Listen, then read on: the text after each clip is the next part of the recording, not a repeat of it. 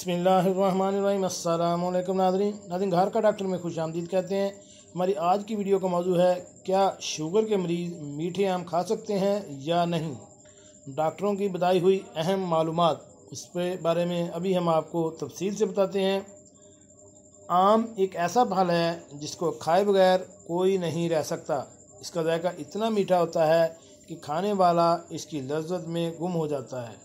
ठेलों पर रखे आमों की खुशबू ही आपको इन्हें ख़रीदने पर मजबूर कर देती है। यही चंद वजूहात हैं जिसकी वजह से आम को तमाम फलों को बादशाह करार दिया जाता है। लेकिन यहाँ एक अहम सवाल ये होता है, वो ये कि ज़्यादातर इसके मरीज़ रसदार आमों के जायके से मुस्तफ़ीद हो सकते हैं या नहीं। आज हम इस हवाले से जानेंगे।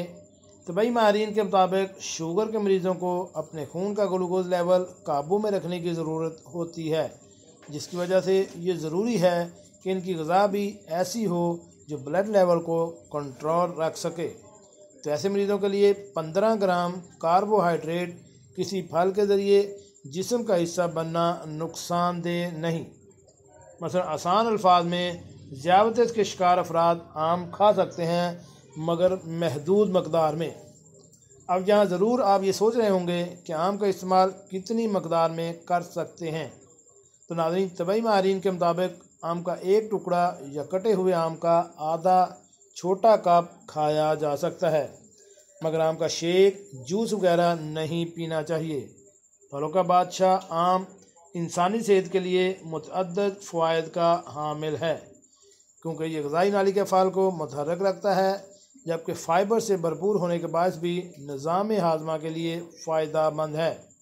इसके ज़रिए विटामिन सी जिस्म को फ़राहम होता है, जो कि जिस्मानी, दिमागी, दफ़ाई निज़ाम को मज़बूत बनाता है।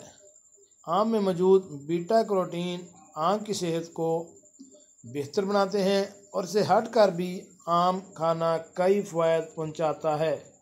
इसके अलावा माहिरीन की जानिब से बताया जाता है कि ज़्यादा पके हुए आमों में मिठास ज़्यादा होती है।